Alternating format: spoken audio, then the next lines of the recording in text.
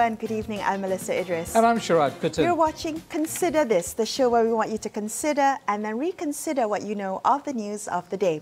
Now, let's begin with the update on the COVID numbers. Today, the total number of COVID-19 cases in Malaysia exceeded the 4,000 mark. Now, 156 new cases were reported today, bringing the total to 4,119 cases. There were also 2 new deaths from COVID-19 today, bringing the death toll to 65. Now, yesterday, we read news of a lockdown that was announced on 2 buildings in Jalan Masjid India after 19 COVID-positive cases were detected on the premises. Now, this enhanced MCO affects approximately 6,000 people, 97% of which are migrants. Now, the question of their welfare has been raised, especially after Defence Minister Ismail Sabri Yaakob announced last week that all foreign embassies were responsible for distributing aid to their citizens here. What do you make of this, Sharaad? Yeah, it's a very interesting issue around the question of responsibility. Now, you know, when you do a lockdown, whose responsibility is it? We had the cases in Simpang Ringgam. The government took on the responsibility when they closed off those villages, affecting some 3,000 people, to say, well, they would be, you know, taking charge of their provisions and basic necessities. We see this around the world, Indonesia as well. A real question around whether the government of the day could, in fact, effect a lockdown without simultaneously taking on the burden of making basic provisions to their citizens. So, providing for that, I think, is the crux of the matter. But it's been resolved, hasn't it? This issue of the EMCO in Masjid India? That's right. So the KL Mayor, Nur Hisham Dahlan, has come out to pledge that food will be provided for the residents in both buildings. I mean, I think the idea is that a lot of the migrants in this area are now at a loss because they do not have a source of income. We're talking about 10 to 15 people sharing one 800 square feet unit, and that's a very, you know, a lot of people in a very small space. And we also have to think about, you know, the strategies of containment. If you're having, you know, that number of people in such a small space, how are you going to be able to observe, you know, social distancing? Yeah, and also, you know, how would the various foreign missions actually have access to them? And, you know, this just multiplies different routes in terms of supply. But I think also, Melisa, you know, just away from this particular Masjid India case, the issue of foreign workers it was raised very early on in the MCO period and, in fact, in the COVID crisis about their ability to access healthcare at an affordable price that would be an incentive for them to come out, especially those who are undocumented. So, you know, in the crisis like this, you really don't want to be putting up barriers or creating disincentives for people to come forward. And I think largely it seems like our policymakers have gotten it right in terms of making sure that everybody sees the value of coming forward and getting tested. One thing that's come up from this, Sharaad, that I think kind of warms my heart is seeing how these migrant workers, because they live in a community, are helping each other. They're turning to each other for resources, pooling money together to buy provisions and sharing, right? Yeah, that's true. And sometimes, you know, I think especially advocates are more concerned about the foreign worker population, which is kind of the underclass of Malaysia, you know, tend not to talk about the positive stories of how they themselves you know, use their networks to strengthen their communities in terms of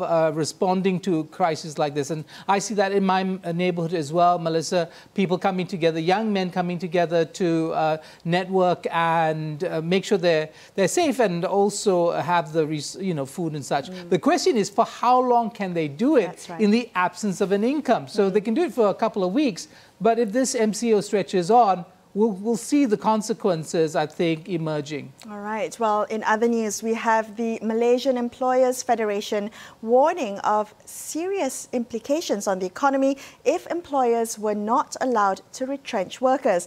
Now, this, of course, comes after MTUC, or Malaysian Trades Union Congress, proposed yesterday that the government introduce an emergency regulation that would at least for a certain period of time, make it illegal to lay off workers. Yeah, so Melissa, we come back to the objectives of the Prihatin package, One and Plus, as well as other kind of policy initiatives. I mean, what is it that we want to do at this point in time? There is the crisis, there is the MCO, and then of course there is the beyond the MCO, the recession that's expected to be a global one, and how to be resilient in that. So the question is, should policymakers, in wanting to say to protect workers, which I think is very important to do, then tie the hands of businesses to recalibrate their business models, to recalibrate their operations, and in doing so, will they actually create a problem down the line? And that is, I think, something the MEF, I think, is pointing to. Well, okay, so the assumption is that, if you have wage subsidies, if you have kind of, protection for workers from losing their jobs, the idea is to preserve the potential productivity that can be kick-started once this has passed. The idea is that perhaps the recovery period is, within 3 to 6 months. However, according to economists, we're looking at a much longer period of a depressed economy. So the question is, how long can these businesses survive without having to lay off workers? Of course, that's always, a terrible scenario to be faced with, but to not be able to tie, as you said, Sharaad, to tie the hands of businesses, what implications then, what unforeseen consequences will we have to deal with down the road? Yeah, and Melissa, I think, there's a lot of talk, has been for the last decade, I think, about universal basic income and all these other strategies of providing social safety nets for individuals. Are you a proponent of UBI? I think, having spoken to some chief, theorists around the universal basic income, I can see the value, and the value is, both social as well as political. When people are not hungry, when people are not insecure, they tend to behave in much more rational ways, tend not to be driven by populism or fascism and some of the more negative kinds of political responses that we see coming around the world, including Europe. So, yeah, universal basic income, a conversation that we need to have. Safety social nets, again, protecting our national healthcare system from being privatized to the extent that people lose access to quality healthcare. All these things, I think, need to be part of the conversation. That's right. Well, moving on to other news, we have comments from farmers and fishermen reporting that they are no longer forced to throw away their produce due to problems in transporting it to markets. In fact, the problems in the supply chain for vegetables and fish have vastly improved and are no longer as chaotic as in the early stages of the MCO. However, farmers are now more concerned about waning sales and the low prices of vegetables. According to them, the weather has been good, which has led to a bountiful harvest. However, because many sales channels have closed due to the MCO, this has adversely affected vegetable prices. Right, so a positive story in many ways, Melissa, because the MCO, again, one of those extraordinary moments when, all the different parts need to kind of work together. Yes, teething problems have been resolved. There were teething problems, now they've been resolved. That's a great story to tell. Yes. The other side, well, maybe we all should be eating more vegetables, picking up the slack. If there's a bountiful harvest, maybe this is the time. And also, remember, we shouldn't be wasting food. Sharing it with your neighbors, always a good practice. I've started to share things with my neighbors, something I didn't do in the past, so I'm very happy. That's lovely. In many ways. Sharing it with neighbors is a great that's idea. what we should be all doing. Okay, I look forward to receiving my share of whatever you cooked for lunch. Yes. Just a quick mention here, I saw a really positive story. Village Grocer, the grocery chain, has decided to donate food to Zoo Negara. So we're thinking about, people not having enough to eat, but also animals in Zoo Negara suffering because they are lacking, I guess, the ticket sales that was once driving the revenue for Bank Negara. So meat closed exploration. For the National Zoo. Zoo Negara. Might need some food as well, but okay. That's right. So a heartwarming story there. But after this, we're going to take a look at something not so heartwarming. Racial hate speech in Malaysia, what that looks like in a time of COVID. So stay tuned to consider this.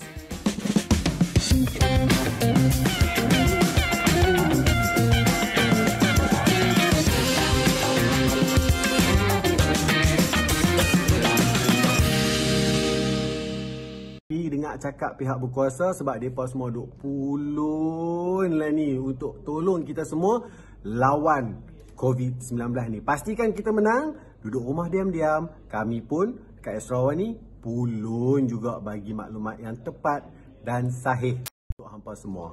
Take care. Assalamualaikum.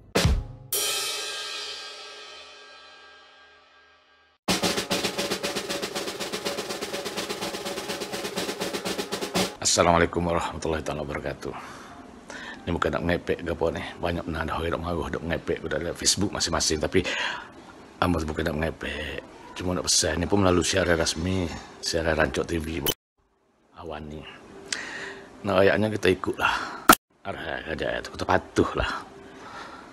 Arahan itu bukan suka-suka buat. Bukan nak menyusahkan kita. Kerja lagi susah pada kita. Dengan keruh polih, askar lah. Belaku kita belaku. Kalau kita patuh dengan sendirinya, tak payah dah boleh askar. Kita pakai dulu dalam rumah belaku. Ini kena dah nak wan. Penaklah boleh apa nama ni misi doktor. Wonderful. Okay, thank you so much.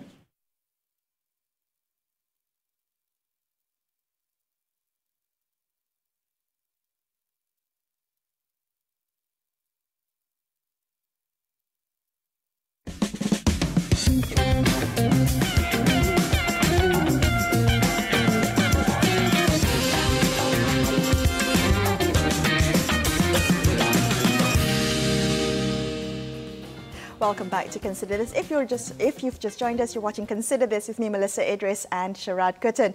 Recently, the think tank, The Centre, found that there had been an uptick in racially charged hate speech on Twitter as the COVID-19 pandemic developed. Now, this is based on the think tank's analysis of tweets mentioning ethnicity, as well as those containing common Malaysian words used to vilify certain groups. While racialized or ethnicized responses like this are happening all over the world during the outbreak, it's actually quite interesting to deconstruct the way it's happening here in Malaysia.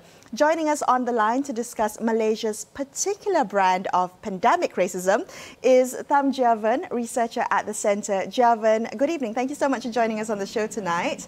The Centre's findings showed 3 significant spikes in racially charged tweets over the study period. Now, can you tell us more about these 3 peaks? What triggered them? Right. So we centered our research between 27th of February to 25th of March. So we set it to the beginning of the second wave of the COVID-19 outbreak, and we wanted to time it to about a month to look at how it kind of developed. So what we found was the first peak happened the day before Tan Sri Muhyiddin Yassin was sworn in as a new Prime Minister. So we kind of gathered that that would have happened also because of the political crisis rather than COVID-19 outbreak. The second one would be the day the Tham Jia event was announced as the new COVID-19 cluster. So we saw quite a bit of spike in that. And the third peak spans over a few days after the movement control order began. Yeah, so these peaks, Javan, you identified in terms of the dominant narrative. One was anti-Malay, anti-Muslim. Another peak was anti-Chinese. Could you give us a sense of what was going on in those 2 peaks? In those 2 peaks, what we saw was actually, in general, anti-non-Malay tweets were way higher than anti-Malay Muslim tweets. But the one that happened on Tan Sri Muhyiddin Yassin's, the day before Tan Sri Muhyiddin Yassin was sworn in, was way higher than the one that happened on the day Tham Jia event was announced as the new COVID-19 cluster. So we would still theorize that that happened because of the political crisis rather than the outbreak. Okay, so can then based on that assumption, can we then deduce that that this was the I guess, mainly done by those intentionally exploiting racial fears and biases just because they have an agenda to play to? Yeah, definitely. So that would come to what we search for on Twitter. So we went for common terms like Melayu Bodoh, or, Melayu or Cina Babi, or, Malas, Miskin, Paria, that kind of terms. So what we saw was generally Bodoh, Malas, Babi were the most used terms that were correlated to each ethnicity. Right, and some of my favorite words too. I got to say, Jarwin, I mean, let's look at, because we talked about non-Malay, but because the non-Malay category can also be disaggregated a bit. The Indians community also, but apparently, according to your research that I've read, not as intensely focused on, but it did have a peak itself, didn't it? Can you tell us about that? Yeah. So what I found was the tweets about anti-Indian sentiments were the lowest, but still quite a bit. We saw about 24% of anti-Indian mentions were about the recent Hindu Chariot Fest that happened in Penang. So that was this kind of sentiment that I gathered. Why were they allowed to gather in such a huge group when the Tabi event was getting heat as well? Okay. So that was kind of a tension going on there. And a huge 46% of mentions that are anti-Indian were still related to negative stereotypes of them being drunk, violent, or langgar orang, bila mabuk, that kind of negative stereotypes that we're looking at. Jevon, Yeah. so if I could interrupt you very quickly. Now, I'm just wondering, racism on social media seems to be a perennial problem for Malaysians. Why did you feel it was important to look at the question of racial hate speech during the pandemic? Right. So the center has been doing quite a bit of work on hate speech, and we wanted to look at COVID-19 specifically because we were looking at a lot of stigmatization of Chinese community all over the world, blaming them for the virus, blaming them for bringing in here and there, or blaming just specific groups in different countries for bringing in the virus or killing people with that.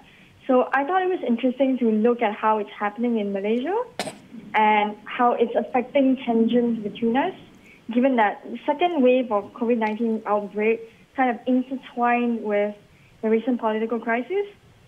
So it was kind of an interesting opportunity to go leverage on. The think tank also found that a lot of this pandemic racism was triggered by news articles. So after the media reported on it, it then triggered a wave of racial hate speech. Now, how should we read this? How should I, as part of the media, read this as well? Right. So it's less about the events that were being reported. It's more about how probably headlines were being written, how captions were being written. So let me just use the Penang doctor who was recently charged for defying the NCO, right? Mm-hmm. So when that happened, quite a bit of news reports were going on, either using really blatant picture of him being charged or having quite blatant headlines as well. That kind of sparked quite the anti-Chinese sentiment on Twitter. So we were looking at, all these Chinese are just like irresponsible. They're bringing in the virus and they still want to go out and jog, and they're just like, irresponsible in general as a community. Yeah, I mean, Jevon, very quickly in the last minute we have, people seem to take an individual, in this case, like the cardiologist who might be, who happens to be ethnic Chinese, and extrapolate to the entire community, right? And you don't have to do that. I mean, somebody who's arrogant doesn't mean the community of millions is also arrogant. Definitely. Why do you think that persists? I mean, is there any way of breaking that? Oh, tough question. I would like to say that being Malaysians, we just really need to be nice to each other, especially during these times of crisis. I mean, the virus doesn't discriminate, and there's really no point in having the blame game between, it's all the Tabi participants' fault or it's all the Chinese fault. It's just going to make our tensions worse. And as history has taught us, if there's a spike in racial hate speech, if you're exposed to it frequently enough, it drives us further, polarizes us further. It could be a potential for hate crimes. It's just bad news. Right. Well, thank you so much for speaking with us. On that note, hopefully Malaysians will do better after this, especially behave on social media. Thank you, Jia Vern, for your thoughts this evening. Now we're going to take a quick break on Consider This, but after this, we're going to take a closer look at the situation in Indonesia. So stay tuned to Consider This.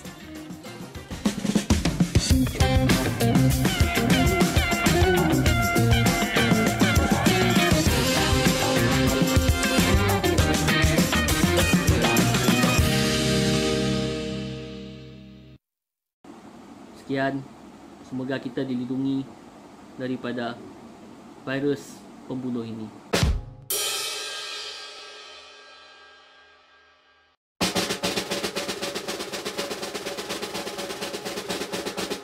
Assalamualaikum semua, kami Dayang, kami just nak pesan dan kita orang semua arah-arah time tu dalam situasi tu kita ikut arahan kerajaan untuk stay di rumah, jangan keluar, nak keluar pun atas urusan penting ataupun siapa dielakkan.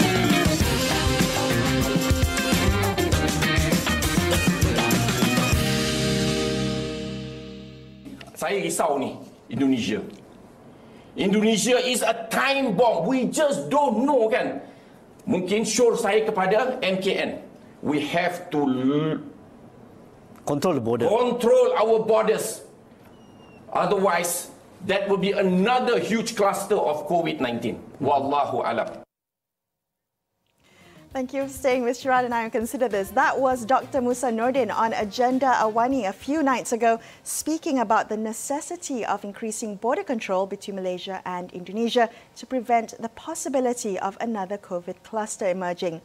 Joining us on the line now to give us a better understanding of the situation there, on the ground we have Andreas Harsono, researcher at Human Rights Watch, based in Jakarta. Andreas, good evening. Thank you so much for joining us on the show tonight. What did you make of that clip from Dr. Musa, his comments about Indonesia being a ticking time bomb?